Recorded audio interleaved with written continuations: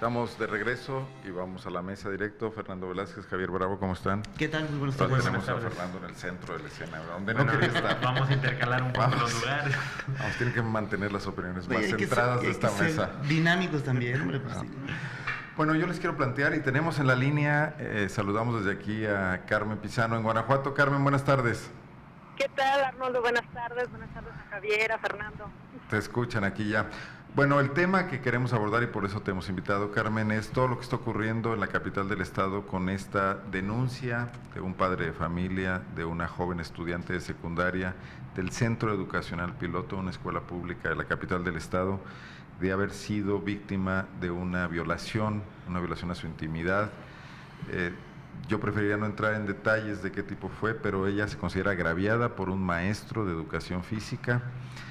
Y bueno, más allá de este hecho, lo que creo que es objeto de debate público es la reacción de la autoridad, porque estamos en Guanajuato, un estado durante los últimos, si no me pierdo, 3 o 4 años, desde la liberación de las mujeres encarceladas por abortar, y particularmente con más énfasis en los últimos 6 meses, se ha venido dando un intenso debate, una polémica constante de grupos de la sociedad civil frente a la autoridad, que los han derrotado una y otra vez en instancias como las comisiones de derechos humanos, como los propios tribunales judiciales, mostrando que en Guanajuato hay una grave falla en la utilización de protocolos de género puestos al día para atender a víctimas de delitos sexuales.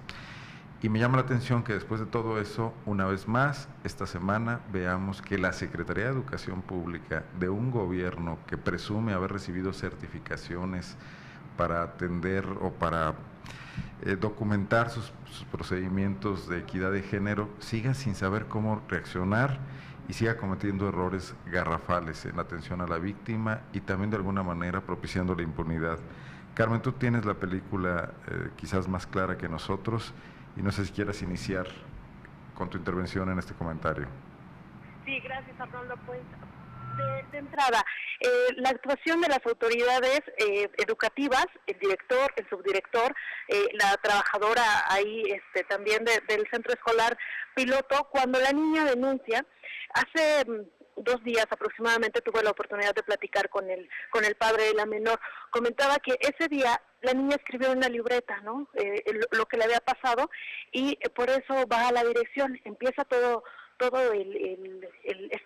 este episodio, y les comenta a los directivos qué fue lo que había pasado. La reacción inmediata del director fue: no es cierto, estás mintiendo, di la verdad. Y hasta que llega el padre de familia es cuando se llama a la policía, porque él fue el que habló y pidiendo el apoyo para iniciar con la denuncia. Entonces, desde aquí iniciamos. Los directivos no le creen a la menor. Y entonces, ¿dónde quedó los protocolos que se deben seguir como parte de la famosa ley anti-bullying?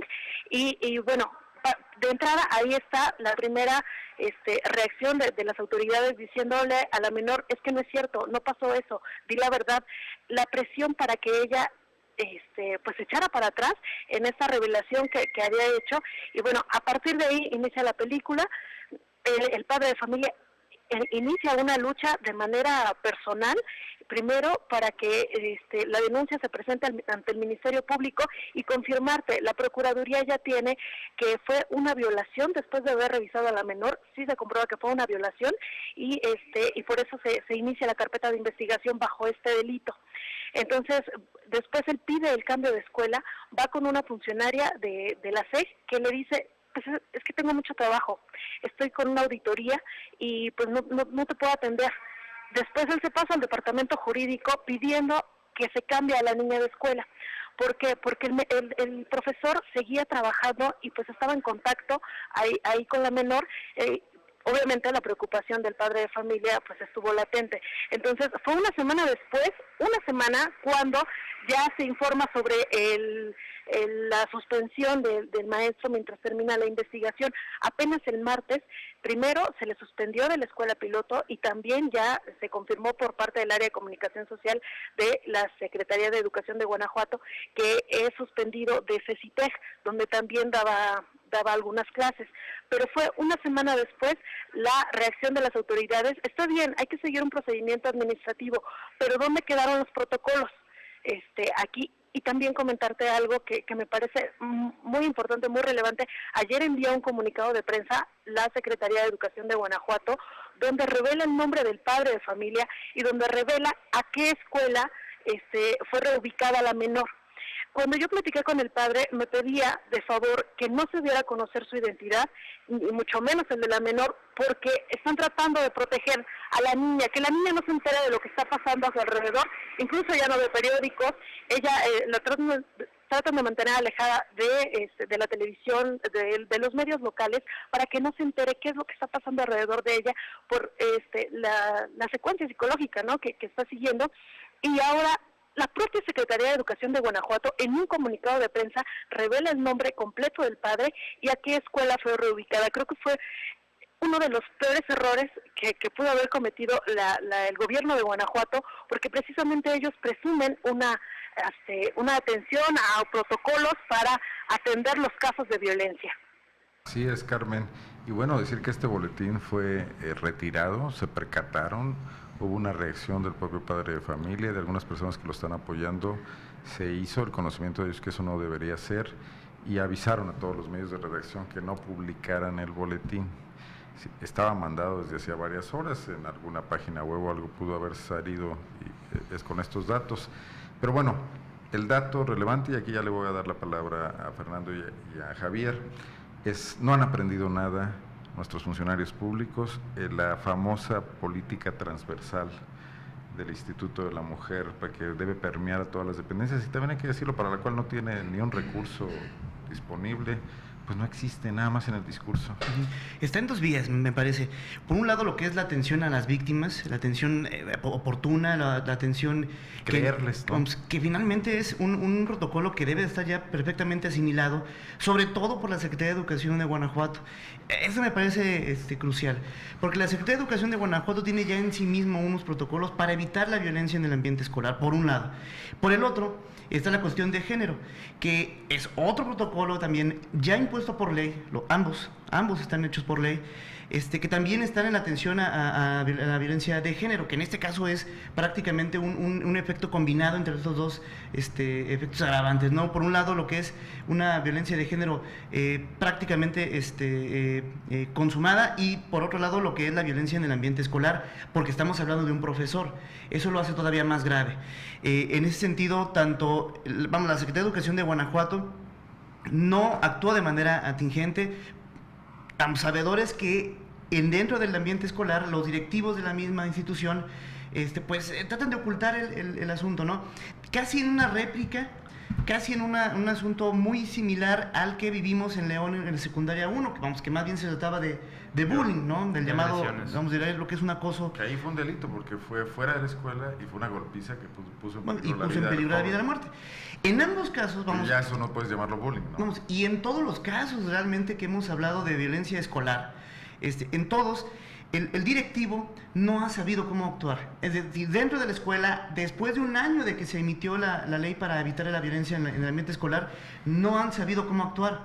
Y en este asunto donde ya interviene violencia de género, pues esto se volvió prácticamente un caos, donde finalmente la víctima ha sido expuesta a una serie de arbitrariedades y de negligencias donde no conocen la ley. No estamos hablando de algo que debiera suceder, estamos hablando que está marcado como obligación. Claro. Efectivamente, se trata no solo de la ausencia de protocolos, o al menos que estos no han sido bien transmitidos o bien impartidos para las autoridades escolares. Son letra muerta, Fernando. Letra muerta, es algo que jamás se ha llevado a la práctica. Vemos casos y casos y casos donde las autoridades salen a decir, después de algunos días que sucede, que bueno, ya no va a volver a suceder. Ocurre otra vez y dejan descubierto que simplemente los maestros, las autoridades escolares y las propias autoridades de la SEC no saben qué hacer. A mí lo que me impresiona mucho es cómo sucedió en este caso, ¿no? La llegada del padre a las oficinas de la escuela se da por un asunto de casualidad. No quiero saber... La hija le habla, la niña, la víctima, le habla al papá. El padre le habla a la niña, le dice, voy a pasar por ti. Ah, es cierto. Y entonces la niña... Si la escuela nada que ver, digo, es lo que quiere decir. Exactamente, la escuela jamás le hace de conocimiento al padre, y llega el señor y empieza y sigue el interrogatorio directamente con la niña, pese a que aún estaba el padre presente y en un tema tan delicado. Estamos hablando de una niña de 13 años es increíble la falta de conciencia, de sensibilidad por parte de los maestros para atender este tipo de asuntos. O sea, esa gente no ha pasado por ningún curso, si pasó por un curso, era un curso muy malo, no fueron sometidos a ningún examen, o sea, no hay tal capacitación profesional en materia de las nuevas legislaciones. Bueno, en este caso lo que conlleva es una supervisión. No hay ningún tipo de supervisión, incluso lo veíamos con el llamado comité que formaron dentro del Ministerio Público también para atender los asuntos de violencia de género, que se lleven los protocolos como deben de ser. Vamos, la realidad es que no hay una supervisión ni para evitar la violencia en el ambiente escolar, ni para la atención de las víctimas en el Ministerio Público. Y hemos visto a 3 funcionarios, y aquí, Carmen, con esto quiero regresarte a ti la palabra. Hemos visto a 3 funcionarios, por lo menos, en el tema. El delegado de la Secretaría de Educación en la región de Guanajuato Capital, Leonardo Flores, que no se ha mostrado ni contundente ni certero en el tema, ni tampoco ha entrado en contacto con los padres, por lo menos hasta el día de ayer. El subsecretario de Educación, Daniel Hernández, que estuvo ayer con nosotros y que tampoco se mostraba como muy atento al caso, como lo veían como una excepción, no como algo preocupante. Bueno, salió al paso con la entrevista que le hicimos, pero yo no sentía una gran empatía con el tema. Y el secretario de Educación, Eusebio Vega, que no ha dicho esta boca es mía, si no me equivoco, hasta este momento, para mandar un mensaje claro sobre la situación, ¿no? Así es, hoy tuvimos la oportunidad de platicar con Eusebio Vega, fue una entrevista extensa donde yo te puedo resumir que no se dijo nada, o sea, se le preguntaba sobre los protocolos y volvía a lo mismo, se está investigando. Algo nuevo para comentar dentro de la mesa también es que Eusebio Vega confirma que también dentro de la investigación administrativa por posibles omisiones viene el delegado de la región centro-oeste, Leonardo Flores, también va a ser investigado por estas presuntas omisiones en el caso, ¿no? Para que después derive en un acta administrativa junto con el director, con el subdirector y con funcionarios involucrados de manera directa o indirectamente. Pero así es, no ha habido una postura oficial y contundente que solucione el caso y que al menos dé orientación a los padres para que, o la confianza, para que sepan cómo actuar, cómo van a seguir con todo este proceso que ya de por sí es complicado, ¿no? Enfrentar el hecho de que estén violentando a tu hija y luego todavía el proceso burocrático dentro de la SEG para cambiarla de escuela, para protegerla y no recibir ningún tipo de apoyo por parte de las autoridades estatales sigue siendo lamentable. En la mañana platicábamos con el gobernador también sobre el mismo caso y él mantiene su postura.